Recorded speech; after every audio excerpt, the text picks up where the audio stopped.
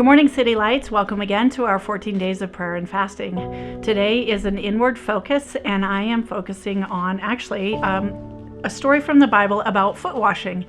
I've seen a lot about that lately, and it's kind of fascinated me, and so I looked it up, just looked into that. Foot washing was an act of humble service to show honor.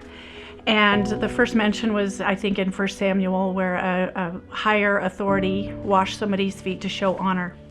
I'm going to read a passage from John 13, starting in verse 3. Jesus knew that the Father had put all things under his power and that he had come from God and was returning to God. So he got up from the meal, he took off his outer clothing, and he wrapped a towel around his waist. After that, he poured water into a basin and began to wash his disciples' feet, drying them with the towel that was wrapped around him. He came to Simon Peter, who said to him, "Lord, are you going to wash my feet?" And Jesus replied, "You do not realize now what I'm doing, but later you will understand." "No," said Peter, "you shall not wash my feet." Jesus answered, "Unless I wash you, you have no part with me." "Then, Lord," Simon Peter replied, "not just my feet, but my hands and my head as well." Jesus answered, "Those who have had a bath need only to wash their feet. Their whole body is clean, and you are clean, though not every one of you." For he knew who was going to betray him, and that is why he said not everyone was clean.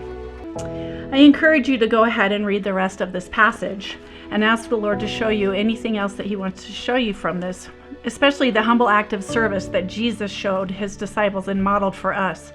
But I really want to focus on verse 10, where it says, "You who have had a bath need only wash his feet. Your whole body is clean."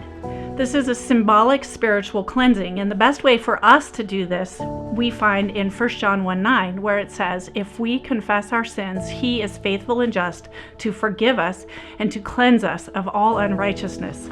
That passage is lovingly known as the Christian bar of soap, and it is the place that we get our heart whole and clean before God.